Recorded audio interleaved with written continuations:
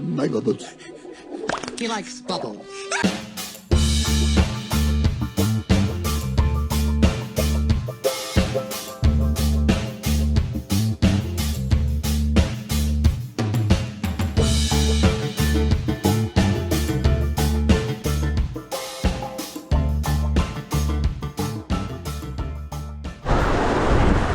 Ready, Ollie? Okay, that's a good angle. Okay, we're looking back at rudders again. Sorry to bore you with more rudder stuff, but we got to see some really cool stuff the other day. Sailing upwind in 14 to 16 knots of wind, and we had, there it is, bubbles. Lots and lots of bubbles. Come and attack our rudder. So I thought we'd try and get some video of it, and amazingly enough, I'm lost for words at how cool this footage is. As a designer that spends so much time trying to get the criteria correct for how to design rudders, this is just absolute gold for me. There's so much going on here right now that I can't even tell you how excited I am. It's just, look at it, it's bubbles. There's so much information in just that last 20 seconds that we just saw that, you know, you can't get from 20 years of crunching numbers. Very exciting stuff. Sorry if you're not as excited about bubbles as I am, but it's a very exciting, bubbly day. So what are we looking at? Well, obviously it's our rudder going upwind, and we still only have one rudder, and we're in a situation where we could on tap create a full ventilation on our rudder, and I thought I'd take advantage and take a video of it and watch it happening, and watch what the bubbles did and where they came from and how they progressed over the foil. Like here right now, you can see the low pressure side fully cavitating, fully vented, and the high pressure side still streaming and flowing, and then the bubbles wash away, we get full reattachment, the rudder starts working again, and the yacht's in full control again. It's so cool. The other really cool things we're watching here now, you can see some bubbles just around the top. Something really new that I didn't think was such a problem was, oh, look at those bubbles go past. The ventilation from my rudder stock past my rudder bearing lets enough air through. There it is, you just saw it start. That was the air coming between my rudder shaft and my rudder bearing, and it's creating a cavitation up at the top. I didn't know it was that big a problem. So there you go. After years and years of designing these things, I've seen it firsthand and just how big a problem it is. Right, have a good look at my nostrils. Yeah.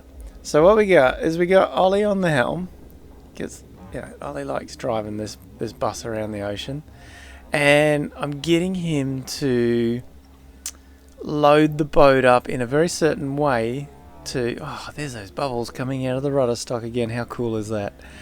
Where he's sailing along, and I get him to accelerate the boat till we're up around that 8.5, 9 knot mark, and then I basically told him, right, just turn left as hard as you can.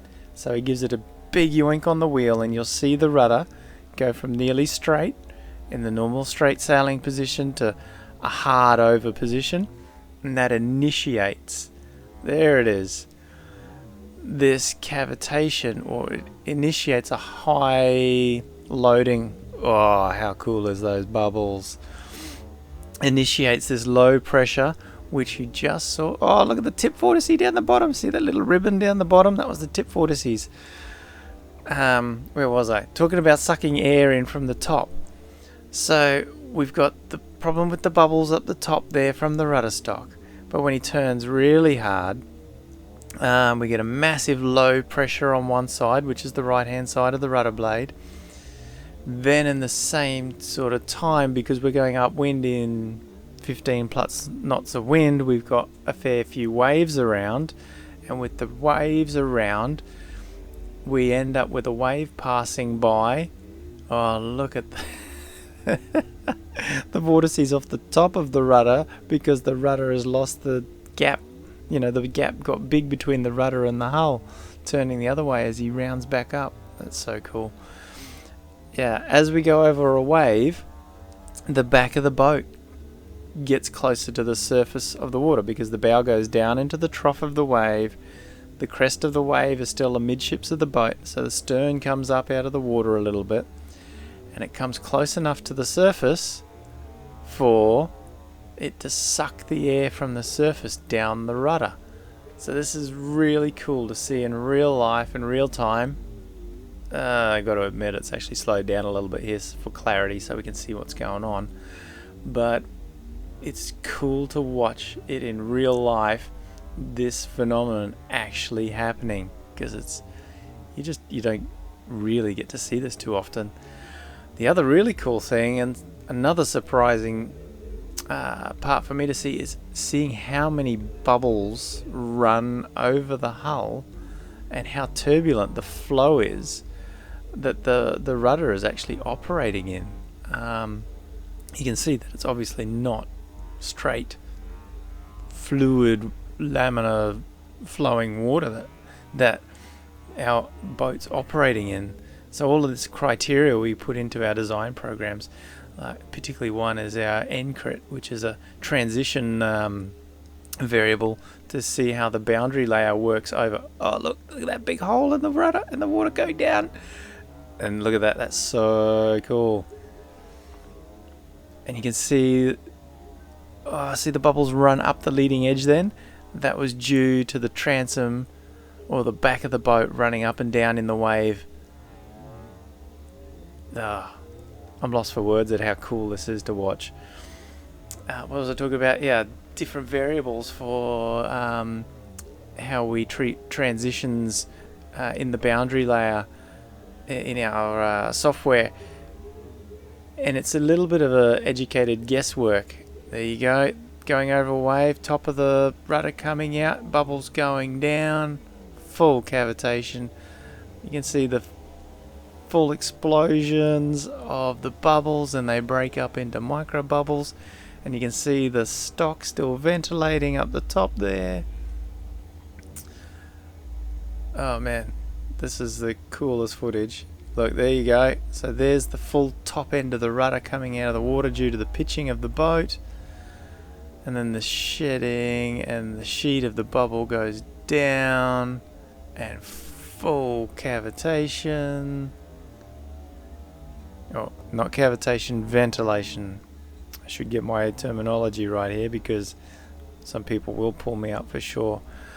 What was really cool is there were some bubbles that I think were influenced by the sail drive and propeller in front.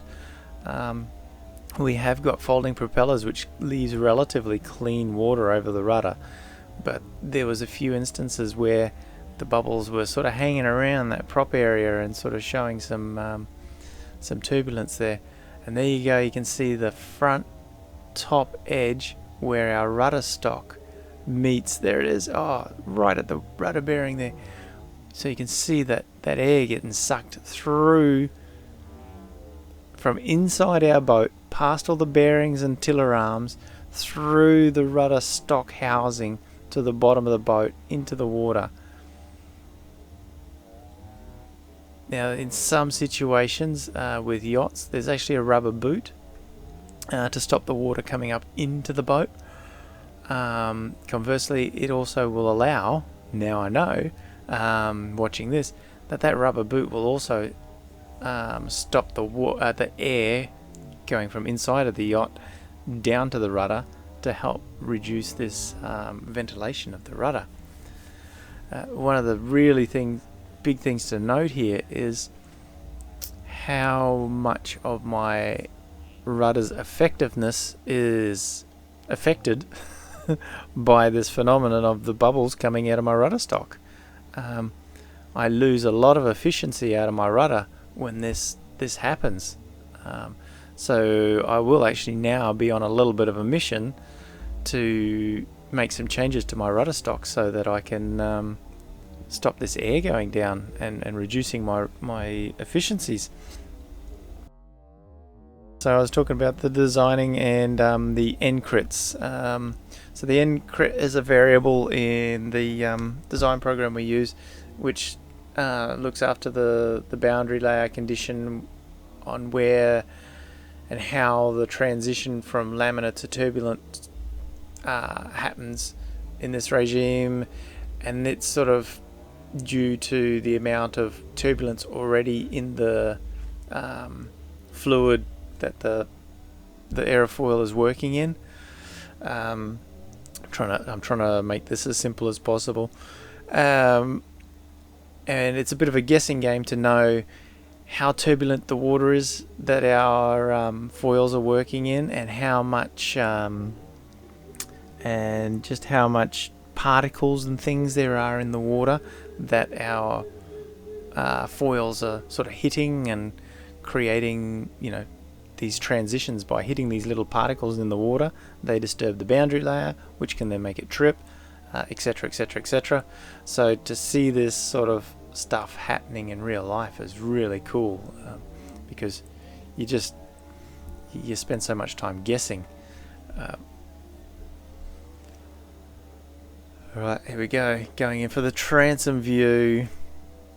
It was actually really, really hard to hold on to the GoPro at these sort of speeds in the waves, not fall off the back, and sort of hope that when I point and shoot, it got the pictures. And amazingly enough, I got the pictures that we're looking at, and it's so cool to watch. Don't mind the dirty transom. The kids were supposed to wipe the boat down before we left. So let's talk about the bubbles a little bit here and what they're doing. So you'll notice primarily we're seeing the bubbles on the right hand side of the blade. The right hand side of the blade is actually the windward side of the boat. So the boat is wanting to go from the right hand side of the screen to the left hand side of the screen. So that creates that big low pressure already with the rudder still in the straight going ahead position, where we're actually creating a low pressure on the right hand side of the blade there. Then when Oliver turns really hard on the steering wheel, he creates an even bigger low pressure, and that's what turns the boat. And with that big low pressure, it's sucking the air bubble down from the top, and you can see that the air bubble starts at the top. There you can see the air bubbles up at the top of the rudder there, and then when he turns really hard, so that's in the nearly straight position, nearly straight ahead position with the rudder. So you can see there's not that many bubbles being generated at the top of the rudder. We'll wait for him to do a big turn. Oh, so the bubbles that are turning up at the top, you can see the rudder is actually not turned, but what happened then was the boat actually sort of slid the back end of the boat in particular slid sideways a little bit due to the waves, so it loaded the rudder up, so the rudder was stopping the back end of the boat from sliding, and to do that it has to create a low pressure on the right hand side of the rudder, which obviously sucks down bubbles or sucks down air.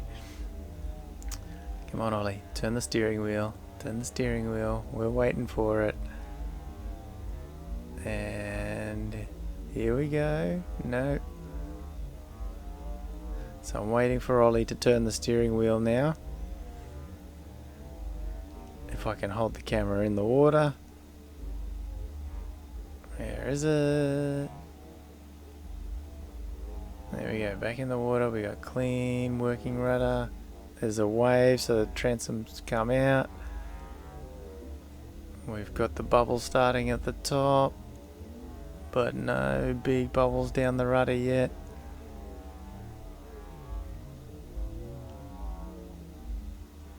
Where is it? There we go. Little bubbles initiated at the top. Wow, it's amazing to see how far down the wave rolls under the hull and how close it gets to the rudder.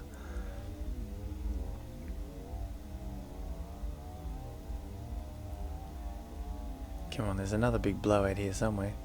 You can see on the left hand side of the screen then the crest of the wave and how deep the bubbles come down into the surface when there's a small breaking wave.